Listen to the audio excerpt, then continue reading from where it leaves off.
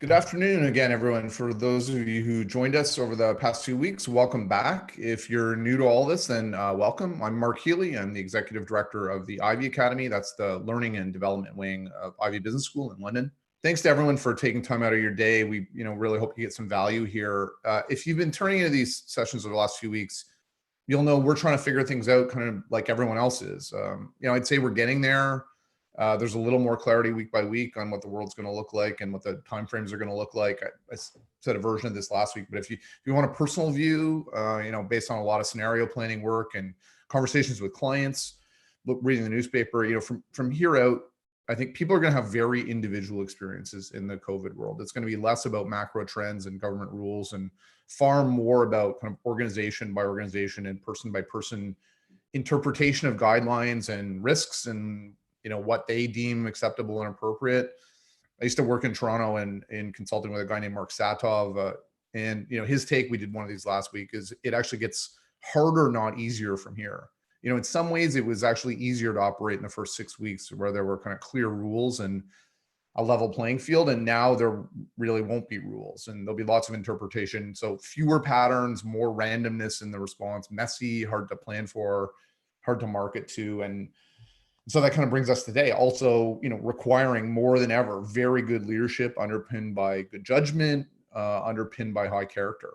And so we're lucky today to be joined by two leaders and experts on character, one of our Leadership Institute faculty and also a client of the Academy. So let's meet our guest today. Mary Crossan is a distinguished university professor, Western's highest honor, recognizing excellence in teaching, research, and service over a substantial career at Western. She teaches in the undergraduate, MBA, PhD, and executive programs. Her research on organizational learning, strategy, leadership character, and improvisation have been widely published in journals such as Strategic Management Journal, Academy Management Review, Organizational Science, and others. Her research, case writing, and consulting have provided broad exposure to companies around the world. She's worked with HSBC and Mattel Asia and Bank of Montreal and a host of others. And some NHL teams, which I find super interesting. And then we have Steve with us. Steve Virgin is with us. He's the Director of Character-Based Leadership at Canada Revenue Agency in Ottawa. Steve is a former senior naval officer in the Canadian Armed Forces. He joined the public service in 2015. During his military career, he was fortunate to have a variety of leadership experiences, including submarine captain, frigate command, a variety of strategic leadership appointments in national headquarters, plans, policies, strategic resource management. His final appointment in the forces was Deputy Commander of Canada's Special Forces Command. Steve holds a Bachelor of Military Arts and Science from RMC. He's a graduate of Canadian Forces Command College and a fellow of the National Defense University of PLA in Beijing. Sooner or later, we'll get him to be a grad of Ivey. He recently completed a certificate in regulatory leadership at University of Ottawa.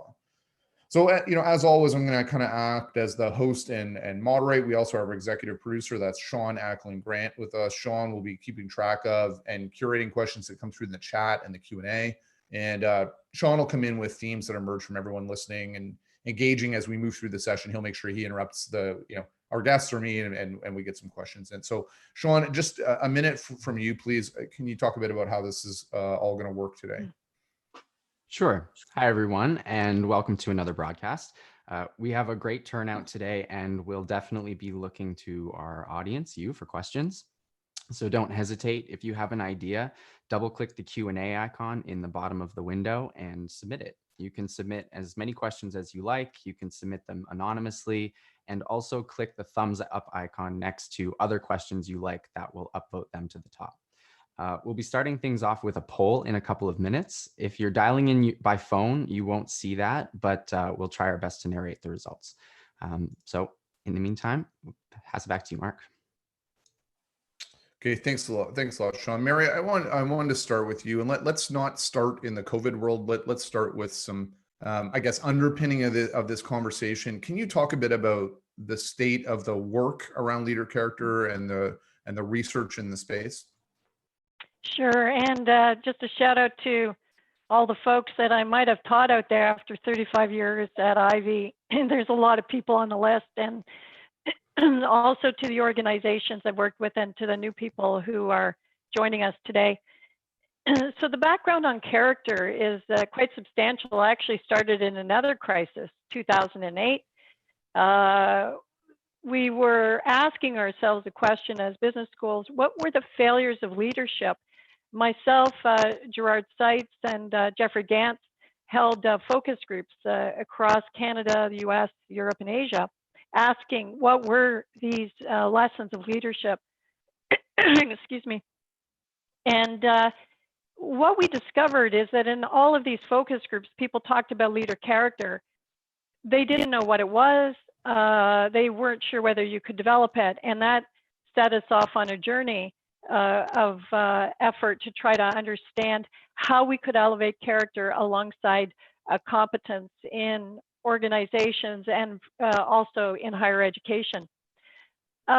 I think that some of the key pieces coming out of that were we were very fortunate as we launched into that there had been obviously a massive amount of work. We're standing on the shoulders of giants, Aristotle, Plato, Socrates, going way back in time. But here was a pivotal moment. In 2004, Martin Seligman, former president of the American Psychological Association, and Christopher Peterson had written an 800-page research book called Character, Strengths, and Virtues. And they had also developed an instrument on which we were able to leverage our work. We then began an engaged scholarship approach, working with practitioners to port all of this work to bring it into leadership in organizations. And as we're going to talk about today, the framework that you see today is the culmination of a lot of research effort amongst many, many individuals to come up with something that was really robust, very rigorous in terms of its orientation. And I think as a question we often get asked, because we use this around the world, is that because of the underpinnings that Seligman and Peterson had put in place, we were able to identify a set of virtues that really transcend cultures, transcend time, geography, even religion. So they had done all the heavy lifting, and we were able to kind of carry it, I would say, across the finish line around this.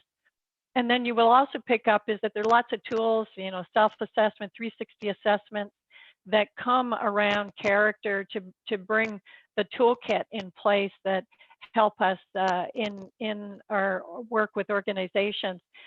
So maybe, Sean, we could go to the slide around thinking about how do we think about leader character.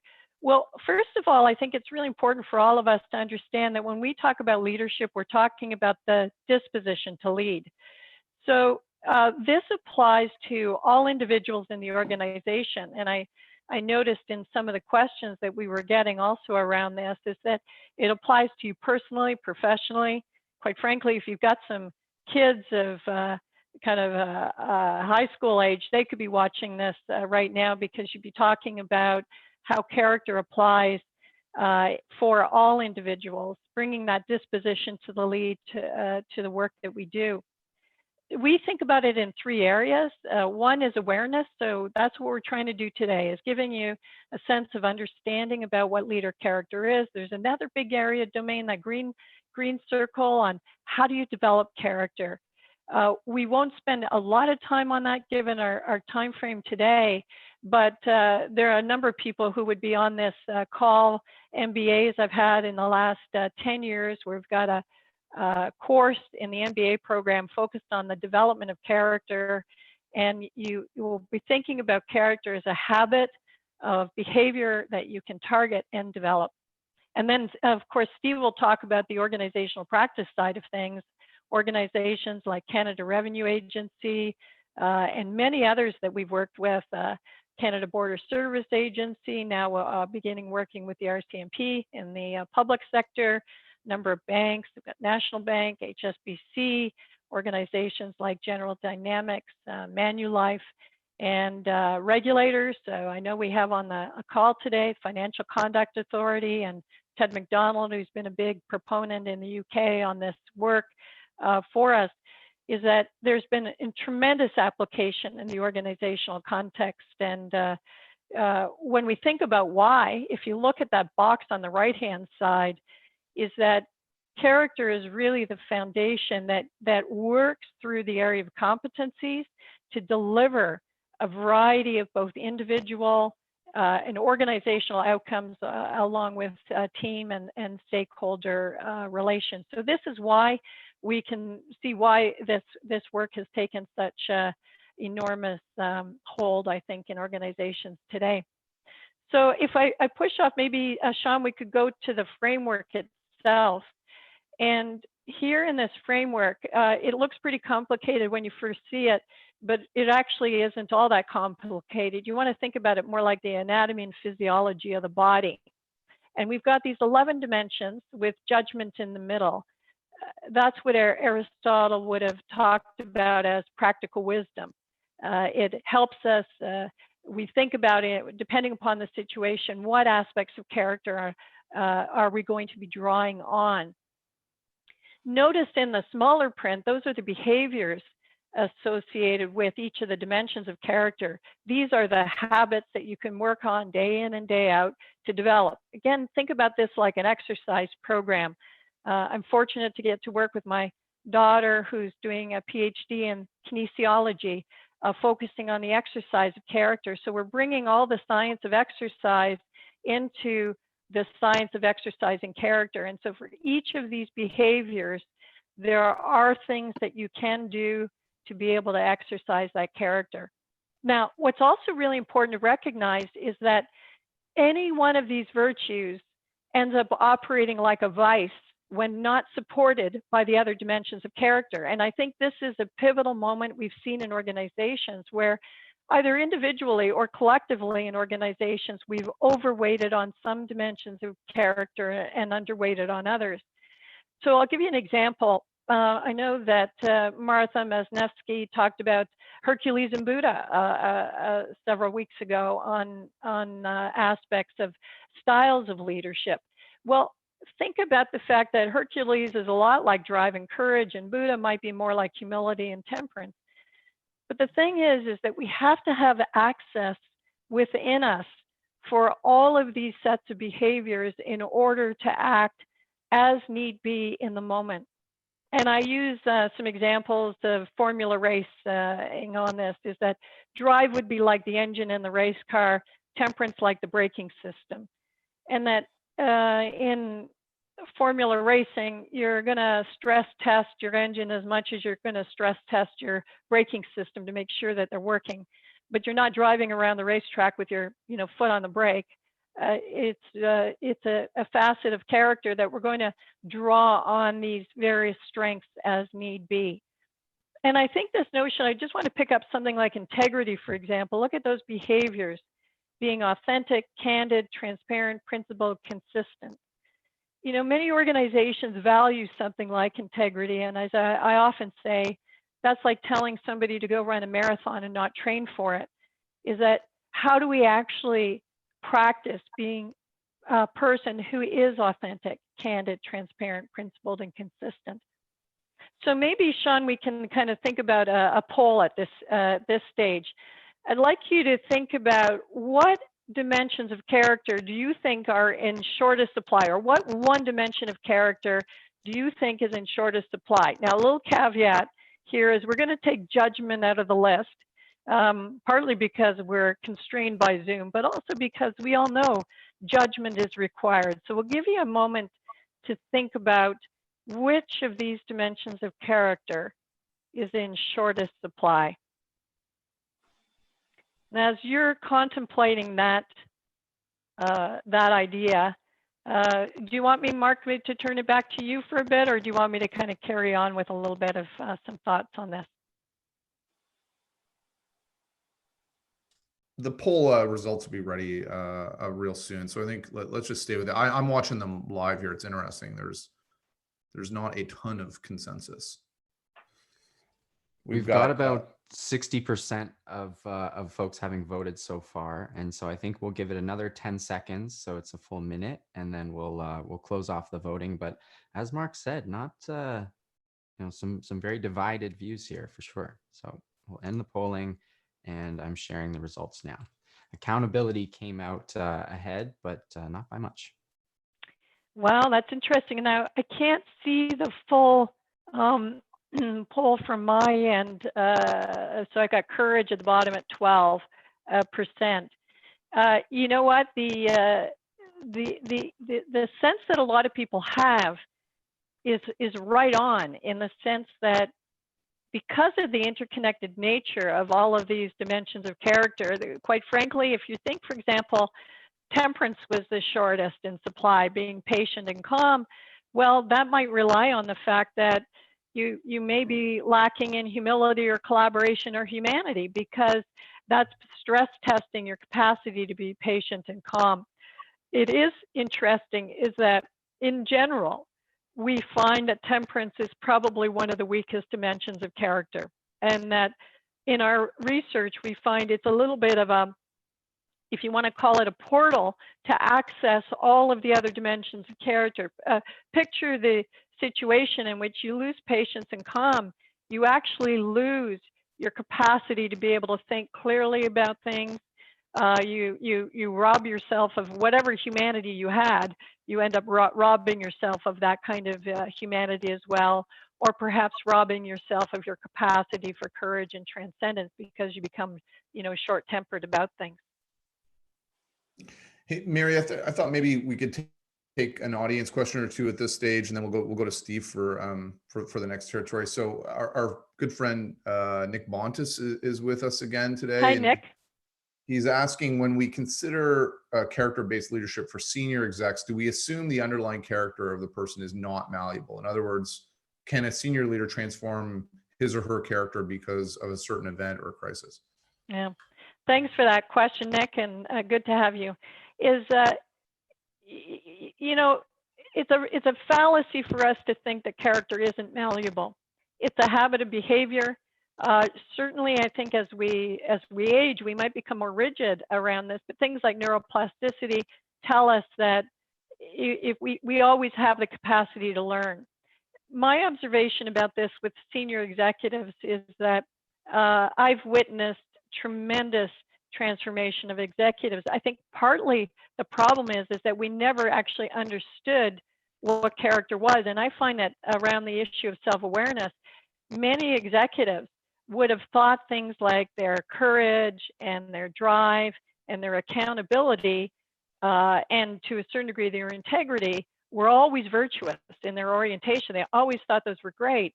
And what they get when they see this wheel around character is that they realize that their lack of perhaps humanity, humility, and collaboration has fostered a situation in what could be a virtue actually operating like a vice.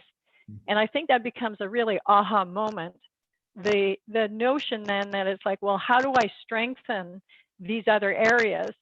And by the way, that's different than our paradigms of leadership, right? Which have tended to be focus on your strengths, have others augment your weaknesses. Mm-hmm.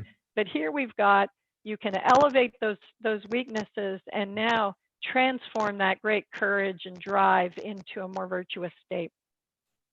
I could add to that if you like, Mary, too. Yeah, go ahead, Steve. I was just going to note that at the Canada Revenue Agency, we've instituted hiring for character in the executive ranks. And one of the things that we do is we run a 2-day workshop to prepare board members who are going to interview for character and expose them to the model and a whole bunch of things. And one of the interesting sort of second order impacts of that is that these senior leaders that we're training, we're inculcating to be able to interview for character, they've come back and reported, as you say, Mary, these aha moments where, having taken some time, reflected on the model, reflected on themselves, have realized that there's some areas that they want to work on. It's heartwarming.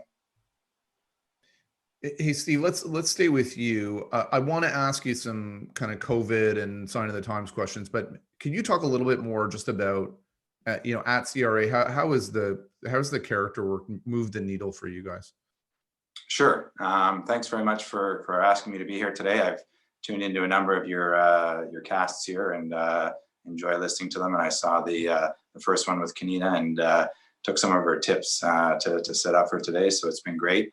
And I always shout out to Mary, Gerard, her colleagues, Ivey, the Institute, for the great work they've done. I'm certainly in a very privileged appointment in my career here to be in charge of the strategy to implement character at the CRA, or to implement the agenda. So we started a number of years ago, but really in earnest a couple of years back when the division for character leadership was created, a small team of 10, and we developed and are now the stewards of implementing the strategy to infuse character at the CRA. I would say, all bias aside, of course, it's going very well. The uptake is amazing. The receptivity is amazing.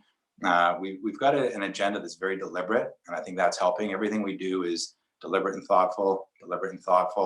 You know, we're respecting, even honoring the legitimacy and the credibility of the great work of Mary and her colleagues, which I think helps it resonate. You know, there's a lot I was reading even this morning. You know, articles about leading in crisis, and I find them personally a little bit too stylistic. It's lead this way today for this situation, lead that way tomorrow for that situation. It's sometimes soundbite leadership, whereas this model, you can't argue with it. It's a fantastic body of research. So our job, in one sense, is quite easy. Is how do we bring it across the org, and we're doing that through development. Number one. A very substantive agenda to develop character right from the shop floor up to the senior executives. We've put it into HR practices, again, in a very deliberate sense. But as I mentioned, we now hire for character. So to become an executive, you go through a character interview, which is an evaluation and assessment to see if you possess the dimensions as described by Mary, and if they're in balance and there's no compromises. We've put it into performance management, talent management, succession planning, and we're just finalizing now our sort of long game research and measurement of the impact it's going to have on the CRA. So it's going very well, and from top to bottom, it's resonating. So let's get to the time and space we're in now. What do you think we're learning about character through the crisis? Wow, how much time do we have? You have 3 minutes for this. I think we're learning a lot at the individual, at the team, and even the institutional level. Given the nature of the work that we're doing right now, and of course the Canada Revenue Agency is really focused on delivering benefits announced by government to Canadians. So the work of our small team of 10 is not as far reaching across the agency, so that it's some aspects can focus where need be. But I think what we're seeing is, you know, off the bat, I'd say the humanity and the elements of humanity, you know, compassion, even compassion for yourself. And we find in this team, and I joke to a degree about it, but we live and we breathe it. And we're hoping for that ripple effect across all 45,000 people in the CRA. But I think what you see is people get up and they think of the model. We have the awareness as described by Mary, and they think, how do I want to lead today? How am I going to enable the team? How am I going to look after myself? Self-care, self-reflection. And these are becoming day-to-day, team by team occurrences. And it really causes you to think. And I've described a couple of times when speaking with Mary how it's almost overwhelming in a good way. But you're looking at who you are as an individual, your disposition to lead. It applies to everybody in the organization. So I think we're definitely seeing that compassion side. In fact, and that kind of triggers a bit of temperance to a degree, certainly transcendence, which all dimensions matter, but transcendence is one that's very important to me. I've seen some just sharing within our own team from some of our employees on what they're going through. And that in turn has a domino effect that just inspires everybody to realize that you know, we're all in it together. We all have different situations. Some of the foundational components are the same. At a more macro level, I think, you know, well before the character initiative started in the CRA, there was a lot of leader character, of course. But, you know, if you look at the benefit programs that we're administering, and not sure if you saw in the news, but we had about 7,000 people volunteer from their regular day jobs to join the benefits army, as they were calling it, underneath one of our assistant commissioners. Even somebody in our team who's busy doing her work, looking after the home front. She's out delivering meals on her bicycle to people, and she volunteered to take to the phones and help Canadians. And that's magnanimous. It's one of my favorite dimensions is being magnanimous. So we're seeing it, I think, institutionally, individually. And again, I go back to it's heartwarming.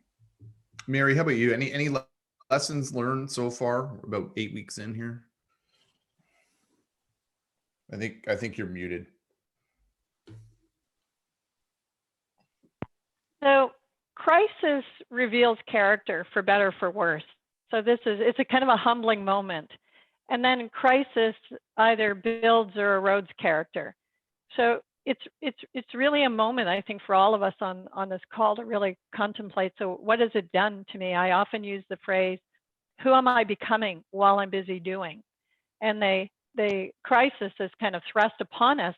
All of us have a different circumstance. You know, there are people who are in kind of a lonely isolation, and there are others who are in chaos and dealing with all sorts of challenge financially, health-wise, et cetera. So I think the moment then is to say, well, how is this crisis affecting me, and what can I learn about myself in the process? And my hope is that a framework like this helps people begin to imagine what is maybe operating like a vice for them. So there are some people who have discovered in the midst of this, the drive may be gone, right? That, you know, we were talking prior to the call about people being tagged as essential workers or, you know, by definition, non-essential. So what does that really mean about your sense of purpose? And I think that it's a moment where people are really needing to find from within themselves, what is their purpose? How is it that they can contribute in the best possible way around this? And I think a lot of people are discovering, if they look at those dimensions of character, that there are areas where they wish they could strengthen, and that their own well-being, their own work would be more productive if they could do so. I think the I think, link. Oh, go ahead. No, go ahead, Steve. I was just gonna just double down on the comment about purpose. I think that's a very important aspect. Again, under transcendence, being purposeful is very important. And I've seen it on a personal level. You know, I've been in appointments in my career that were very busy, very hectic, and was the eye of the storm during situations like this. And now I'm not. And it took me a few days, maybe even longer, to find my feet as we went into this. But again, if you the character model just, it gives you the tools, the vocabulary, the lexicon, and it's deeper and richer than that. But it really allows you to look at, you know, who you are, what you're doing, your disposition. And then for me personally, a big part of my purpose right now is supporting my spouse. I know, you know, in the past, it would have been working 20 hours a day and having a cot in my office running military operations. My wife's in the military. She's super busy right now. So part of my purpose is to support her while she's super busy, and then supporting the team. We've developed an amazing cohesiveness that's 2-3-fold better than it was before COVID. And that's part of our purpose right now. And then we're going to parlay that into the work we're doing. So it's a really interesting journey. Oh, you're gonna get fan mail, Steve. You're gonna get questions in fan mail. I want to do a couple of questions from the audience on this point about lessons learned and what's going on now. There's one from Michelle who says, I read humility and empathy diminish as people become more senior, distance from the front line. So, you know, A, is there any truth to that? And B, is that showing up, you know, any more or less now, if it is true? Maybe I'll pick up on that and see if you could follow with your experience around that. There is truth to that. And think about why that happens, is that I think we've had a lot of organizational life and systems that have privileged drive, courage, accountability, and integrity, and have underweighted things like humility, humanity, and collaboration. And let's be really clear, this isn't just a style issue, it affects quality of judgment and decision making. And I think that's why folks like in the regulatory space are beginning to realize, gosh, you know, errors of judgment, as we've written about. My colleague Bill Furlong is on this piece, do a lot in the regulatory space about failures of judgment and decision making arising from weaknesses of character. So what I find is interesting, I think, for a lot of leaders, is that they haven't had a way to really understand where those weaknesses come from. We're promoting, back to Steve's comment previously, we've been promoting people in organizations, right, that often lack humility and lack humanity. And this is, I think, going to be a big shift change around those kinds of things, because we can see why it's created, issues around judgment. Back to the comment that Nick raised, but we can, once we know what this is, we can work on it and we can develop it. So that's really the good news. Steve, any comments on that? If not, I've got a different question for you. No, I think you go to the next one. Sure, we'll get some more people on the line here. This is a little dangerous one. So it's from an anonymous attendee who asks, what do you recommend, or how do you, recommend dealing with a lack of self-awareness among an organization's leaders? Oh, that's a beauty. Well, and to the anonymous askee, you're going to not be pleased to know that the stats show, the research shows 80% of us believe we're self-aware and only 10% of us are. So you've got this, not only the problem when there's a lack of self-awareness, but we actually believe we're self-aware. I would go back to the first point that we've had this misguided notion. It's like a distorted mirror, right? We've held ourselves up to the wrong set of criteria around what is good leadership. And I think with a more clear mirror about what that looks like, first of all, the leader has half a chance, because now I've got a capacity to start to understand, what am I aware about?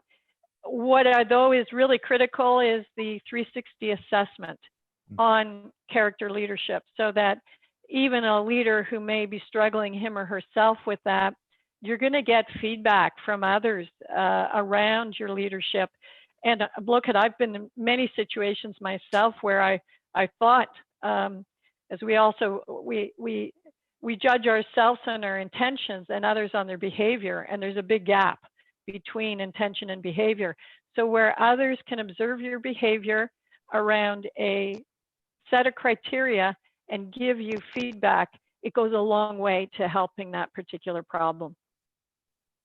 Steve, I'm guessing you're gonna say you recruit on this, and so you don't have any of these people. Is that what you screen on it? Is that what you're gonna say? No, I think, again, it's, as Mary said, it's a common thing, common issue, but there are different ways to approach it, for sure. One of the things, I'll just give you an example. At the Canada Revenue Agency, we have institutional upward feedback. It's not part of the performance management system. It's part of the developmental side. So everybody who works for me, who works for those who work for me, et cetera, gets to submit and answer to a survey on my leadership. So I get a report that tells me in a scored sort of system, and then I get a report that compares me to others, and it can be really eye-opening. So we do that across the entire institution. So that's one way. But I think the big thing is you need champions.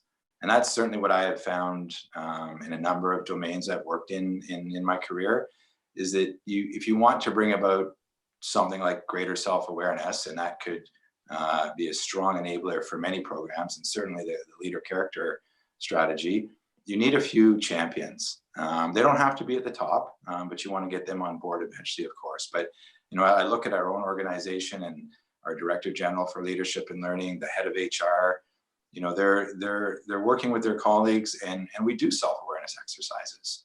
We stole the title from the good book, 3 Cups of Tea, but we have a 3 cup of tea approach to awareness and development. And we start with groups, whether it's a tax service office somewhere across the country, or all of our assistant commissioners. We start with self-awareness, and we create those safe spaces for the conversations. And again, the impact's palpable. We're seeing it, and everywhere I've always worked, every organization, and including multiple countries, always talks about breaking down the silos. And I think the work of Mary, Gerard, and the gang at Ivey, it's given us those keys to break down these silos and use the character approach, the leader character approach. And we're seeing it. We're seeing in collaboration, being collegial, cooperative, interconnected. so important, and we're seeing it in the CRA. I was on a call the other day where some of our senior officials were remarking just how good that dimension has been flowing over the last 8 weeks. I recommend hanging out with really young children. They have no filter. They'll keep you self-aware. I have two daughters, and they keep me self-aware. Let's move forward a bit. You know, we're kind of 2 months into the crisis. I have a bit of an observation here. I think, you know, a lot of folks were running on adrenaline for the first, you know, handful of weeks. Pick your number of weeks. That's obviously sort of running out.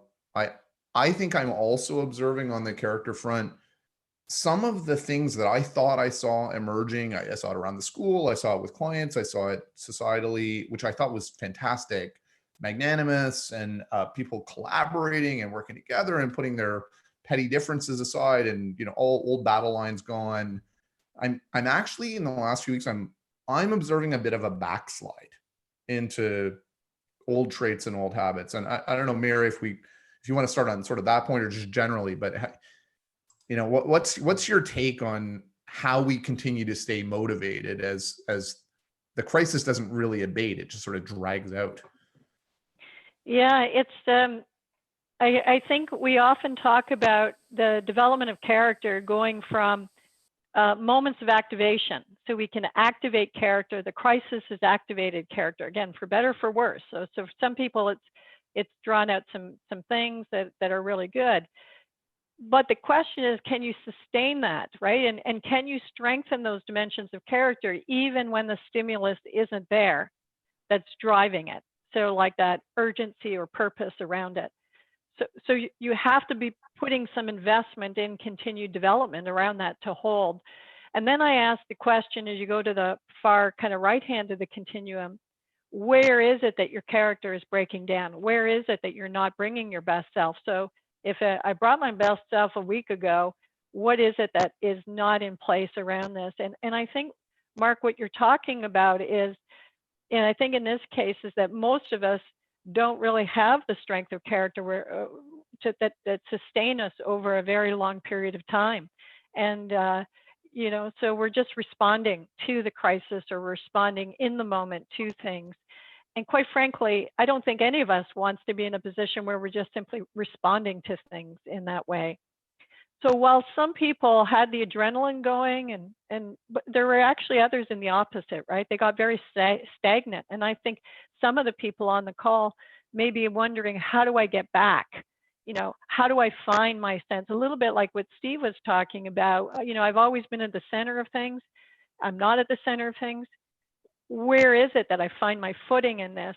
And my sense is that your character, as you strengthen it, equips you regardless of the circumstance that you're in. Steve, how are you thinking about it as a leader in the organization? How are you thinking about not this sprint that we're in, but potentially a bit of a marathon that we're in?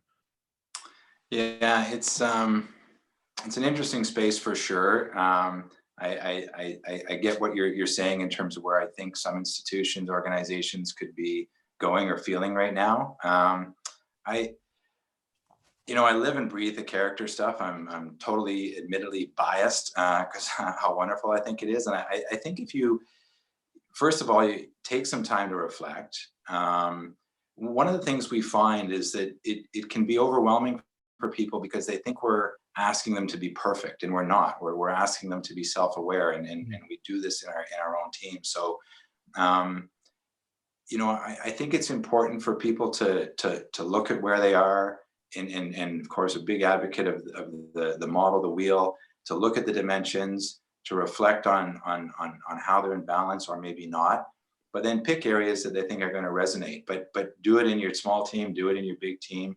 But pick those areas that are going to support you for the long run. And I just to give you another personal example is when this started, I doubled down on the drive. I'm not sure to drive, and so I started working out 3 times a day, which is probably the last thing that I needed. Maybe good for my cardio, but do a few extra push-ups. But that's not really what I needed to do.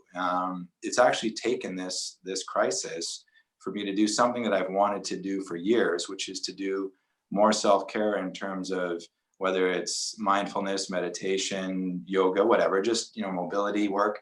And for 20 years, I've been trying to get a 45-minute spot at night to sit down and just all screens off, all phones off, tablets off, and just do some stretching and mobility prior to bedtime. And I'll tell you, I'm sleeping way better than I ever had.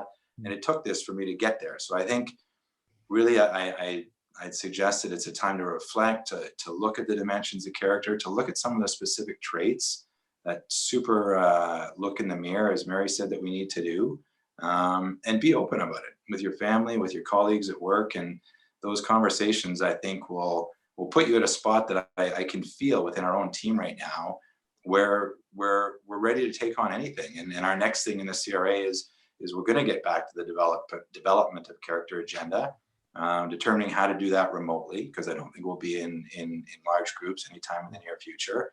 And so now the creativity is flowing, the purpose is flowing. So again, it's a bit of a long-winded answer to a short question, but if you use the dimensions as a guide, it's super powerful. So many questions coming in through the Q&A now, unsurprisingly overwhelmed here. And so to everyone tuned in, sorry if we're probably not going to get to many more questions. We'll try and do a bit of a follow-up and answer some of them. But one theme that's sort of running through the ones that I'm looking at, Sean, I don't know if you're seeing it, but is people asking for resources and toolkits. Mary, what's kind of available if folks want to tap into those? Yeah, sure. So Sigma Assessment Systems, who we work with on the leader character assessment. So there's a self-assessment, a 360 assessment. It's available in both English and French, which I think is terrific. And thanks to organizations like CRA, CBSA, they've translated a lot of our materials. We've got one article, Character Matters, that's been translated into French. And many articles. So I was looking at one of the chat comments is like, well, what do you do if somebody doesn't know about this framework around creating an understanding of things? Well, what we have found is that these articles get shared. Anybody here will have access to these articles, and there's one on culture, there's one on misconduct, there's a variety of things that we've tried to put in place, and then they get shared in the organization. And that's, first of all, number one, starts the dialogue. We often do many workshops with organizations that kick things off and help the senior leaders understand what this is, because to this question, how do you deal with these issues if you don't have the framework? And having been around the block for 35 years, I don't think you have a way to do it without this, because this elevates judgment and decision making to a level that gets you away from style, it gets you away from opinion, it gets you away from thinking about what good leadership is, to say, yes, we need competencies, but the strength of character matters. So the articles, the notion of the toolkits in place, we're in the midst of an app development to put in the hands of the learner day in and day out. How do they actually exercise these characters? So essentially, the 10 years that I have developed exercises on this in the MBA program, how do we actually put that in the hands of people day in and day out so they can put an exercise program together on this? Also a good time for everyone to come to Ivey and do a degree and be in your class, I assume too, Mary, right? I was hoping we could do a handful of other questions, because there's so many good ones that have come in. Maybe we'll take 2 or 3 more here and before we wrap. So this is from one named Heather. Have you found this research and the work around character has helped with the progression of women in leadership roles? That's a great question, and Steve also will follow up. Is that one of the things on the way, big area, of course, is selection bias. And I think that we've seen issues around race and gender on issues of selection. Character-based leadership actually takes some of that bias certainly out of the equation, because partly what you're doing on humanity, justice, accountability, humility, etc., is becoming more self-aware of your thought processes about what it is that you're doing. I think it has we've tended to overweight on some dimensions of character, which might have put in a gender bias, things like courage and drive, and underweighted on things like humility and humanity, right? That may have created some gender issues. So what we're looking at here is, I think, a way of understanding that these aren't issues of style. These are issues of virtues that affect judgment and decision making. And I believe that in many ways this will start to help, many women get through that glass ceiling that we've talked about. Steve, have you had that experience in CRA, that there's some gender issues? Not issues. I mean, certainly as part of our measurement and evaluation approach, we're doing a gender-based analysis plus of the whole program, which we do in government on a number of initiatives. Too early in terms of having any data, but I would say, sort of from anecdotal situations to just the fact that, again, as you said, Mary, it's about who you are as a person. Your disposition to lead. It's not about your gender, your race, what's written on your business card. It's who you are as a person. And it's why, we embrace the model. I love the model. It's virtuous behavior. The ability to be optimistic, prudent, compassionate. For you, Mark, Sean, Mary, me, the head of CRA, we all have it because it's virtuous, going back to Mary and Gerard's work. So I think it levels the playing field. And I guess therefore, by extension, would tend to get rid of some of the biases that we might have seen in the past. Time will tell, and we'll have the data as we gather it over the next few years and in the CRA. But no, I think it, and I've sat in on the character interviews and evaluations, and it really does make it about who you are. And I think, with the self-awareness that the board members arrive at in the preparation to become a board member, it really is a process, I think, that lends itself extremely well to getting rid of some of those past biases that might have been out there.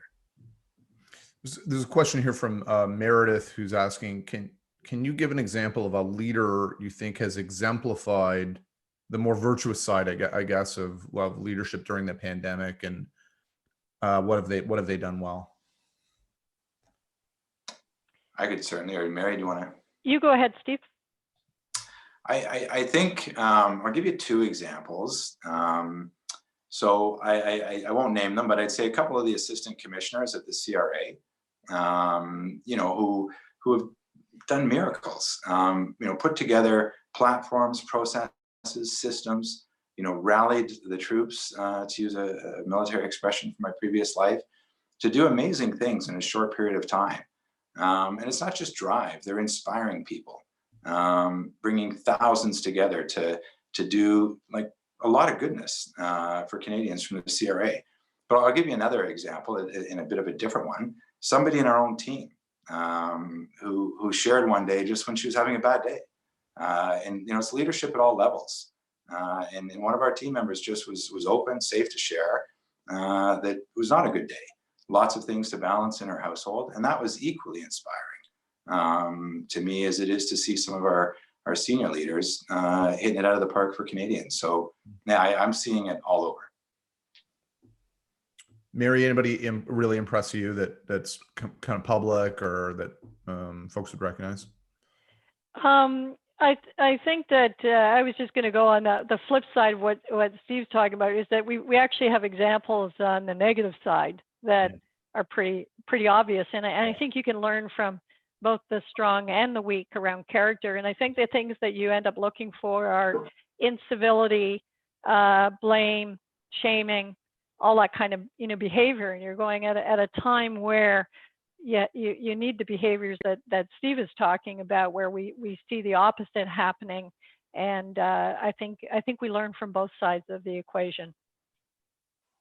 There's another question here about trying to reconcile organizational culture with leadership character. Are they in the same ballpark? How do the two of you think about that? Well, and the good news is we have an article that addresses this. So the short form is that we talk about culture is going to be a reflection of the character of the individuals within it. So a lot of times we've defined culture, too much as existing beyond us in some way, or we blame the culture of the organization. And it's been always my experience when we talk about character and culture is that people get pretty quickly that their culture of the organization will be a reflection of character. Bill Furlong and I, who we wrote that article with, we were talking about, so what happens in a virtual world, right? But when we think about the culture of an organization, and I find it's an interesting piece for us to begin to think about. I think in this virtual world, we really have to amplify character. Our situational awareness changes, right? How do I know what's going on with other people? We have to reach out even more strongly than we ever have about things. Our cues are different. And I think that when we ultimately understand what the culture of the organization is, we can still go back to that test. What's the character of the individuals within it? Yeah, I would just add that I think Mary's heard me say this a couple of times, but they say that culture eats strategy for breakfast. I say character eats culture. We in our strategy and our implementation in the broadest sense, we don't really link it to culture. We're aiming at a practice, a leadership approach, a practice that embodies character and not just character. I mean, we still have competency and commitment and a few other aspects to the practice, but character is certainly the centerpiece. But we don't describe it, I guess, is really linked to culture, maybe because it's a bit of a minefield, but there are indirect links. For example, in the CRA, we have a significant agenda on transformation and service to put people first and be trusted and fair to Canadians. So the chief service officer has this large mandate to transform maybe that part of the culture. And I think where you see the character piece is super powerful is it's an enabler. So the CRA's transformation agenda on people first is enabled by character, because just think about it, whether you're dealing with the senior officials of the organization or somebody in a call center on a tax file. Again, we want them to embody these virtues, to be optimistic, to be respectful, to be compassionate, but also to have the resiliency and the even-handedness and everything in the whole wheel. But we don't frame it as culture, I guess. Some just looking at the chat here, some names that were thrown out by our audience: Bill Gates, the PM of New Zealand, Jacinda Ardern, some good examples there too. We're just about at time for closing thoughts. Sean, I've been keeping track of sort of what's at the top of the Q&A. I don't know if there's another question that really jumps out at you that I haven't seen. I think this one resonates for me personally. From Ted, he's making the good point that seeing this leader character model for the first time, you're going to be enthusiastic about it. You're going to be interested in it. What are sort of some good first steps to channel that enthusiasm? We've talked a lot about the macro and the organizational level, but what can I as an individual do to kind of take those first steps? That's a great question. I'm wondering if it's Ted McDonald, who would be an exemplar of somebody who took the ideas and just began conversations within the organization. And his work has spawned a massive application. So I think never underestimate what you can do if you're interested in this. You don't have to hold a significant position. You can just start to share the articles that we have about this, start to create dialogue about it. And I'll give you one more practical piece, is that we have one of the articles, how music can be used to activate character. So if you're saying, I don't even know how to start this, is that particular article just gets you into a freely available resource. It's there. Now, if you have self-awareness around drive and courage and temperance and transcendence, etc., you can take that music and begin to contemplate how it might be used on a daily basis to activate character. That's great. Those are some great tips. Steve, what about you? Personal character leadership tips?